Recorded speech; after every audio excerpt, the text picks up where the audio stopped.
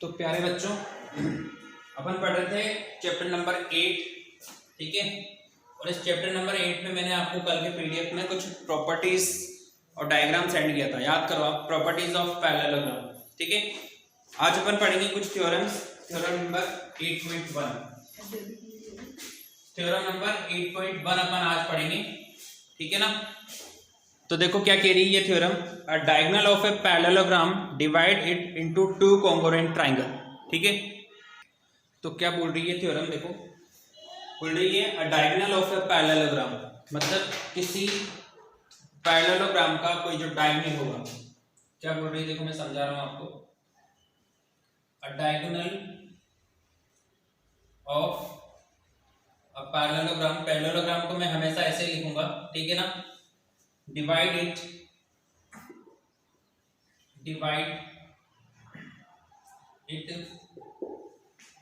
into two congruent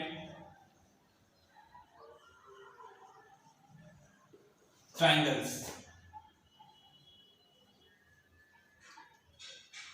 देखो बच्चों, यहाँ पे अपन को बताना इस थ्योरम के अंदर कि एक पैरेललोग्राम है, ये पैरेललोग्राम है आपका, ठीक है।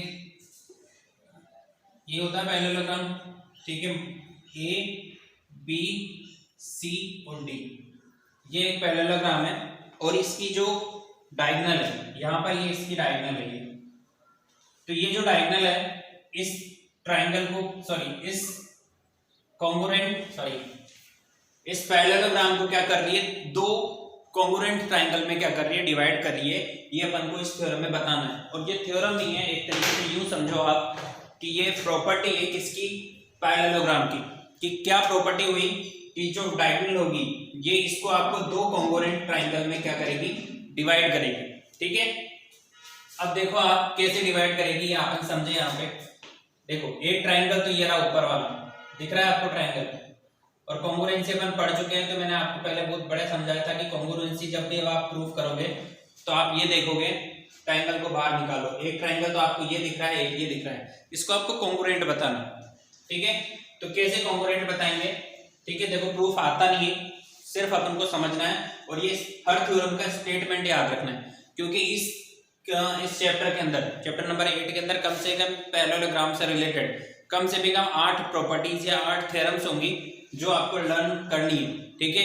अगर वो लर्न होगी मतलब इस पैरेललोग्राम से रिलेटेड सारी इंफॉर्मेशन आपको पता होनी चाहिए कि क्या क्या होता है पैरेललोग्राम में।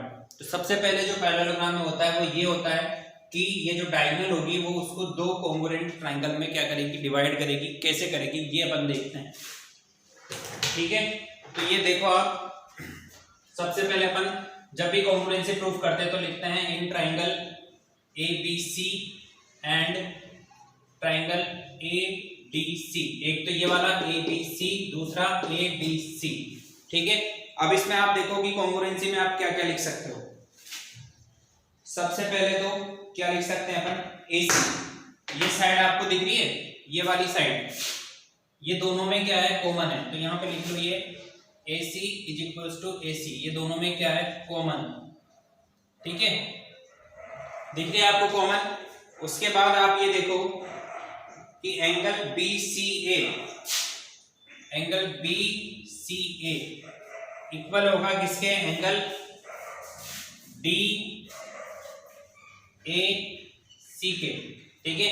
ये वाला एंगल मैं आपको दिखाता हूं, देखो यहाँ पे बी सी ए, ये वाला पार्ट इक्वल है किसके, डी ए सी के, इस वाले पार्ट के इक्वल है। देखो यहाँ पे इस तरीके से जेड बन रहा है, ठीक है। तो ये वाला एंगल जो है इसके इक्वल होता है। अपन ने पहले पढ़ा होगा, कभी पढ़ा था क्या, पैरेलल अपन ने जब लाइंस पढ़ी थी उस टाइम पे, तो ये जो है वो इसके इक्वल होता है। और दूसरा यहाँ पे अपन लिखेंगे बी सी ए, बी सी ए तो लिख दिया, इसको बोलते हैं अपन pair of alternate angle, pair of क्या बोलेंगे, अल्टरनेट एंगल्स, अल्टरनेट एंगल, ठीक है, ये वाला। उसके बाद यहाँ पे देखो आप बी सी ए, दूसरा देखो आप बी ए सी, बी देखो जैसे ये वाला पार्ट इक्वल है, वैसे ये वाला पार्ट भी इक्वल होगा किसके, इस वाले पार्ट के, क्योंकि वही वाला z बन रहा है।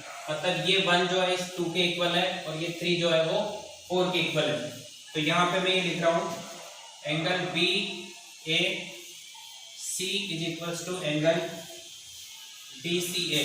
देखो यहाँ पे एक एंगल है, ये साइड है और एक ये एंगल है, तो बाई ए ऐसे रूल, ठीक है, इस रूल से ये दोनों क्या हो जाएंगे, ट्रायंगल एबीसी जो है वो कॉन्ग्रुएंट हो जाएगा किसके, ट्रायंगल एडीसी के। ठीक है, ये अपन को लेके आना है। ठीक है, प्रूफ नहीं याद रखना है आपको, अभी फिलहाल इस क्वेश्चन के साथ आप लिख लेना, पर प्रूफ आपको रटना नहीं है, लिखना नहीं है, सॉरी लिखना है, एग्जाम में नहीं आता है। आपको जो याद रखने की बात है, जो आपको लर्न करना है, सिर्फ ये स्टेटमेंट।